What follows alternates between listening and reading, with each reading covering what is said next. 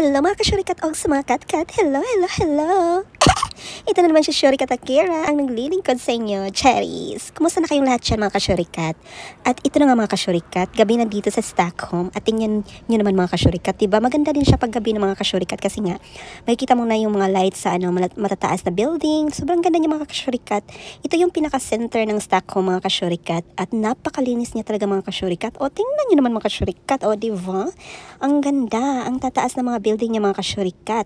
At sobrang ganda ng lalo na sa weather ngayon. Tingnan nyo naman yung yung palubog na yung araw. Sobrang ganda, diba? Sobrang ganda talaga ng lugar dito mga kasyurikat. Oh, diba?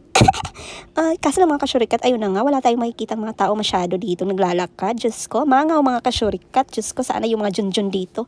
Parati ko talagang hinahanap sa ang mga junjun dito mga kasyurikat. Pero wala talaga akong mahanap. Diyos ko, nakakaloka. Pero laban pa rin mga kasyurikat. Diba? Pero ang ganda na talaga mga kasyurikat. Tingnan nyo naman, diba? Ang ganda-ganda. Charis. Pero tingnan nyo itong isang building na ito mga kasyurikat. Isa ito sa mataas na building dito sa Stockholm mga kasyurikat. Diba? Hindi ko lang alam kung anong pangalan ng building na ito. Ang alam ko hotel din ito eh. Tingnan nyo naman, diba? Ang ganda, Charis.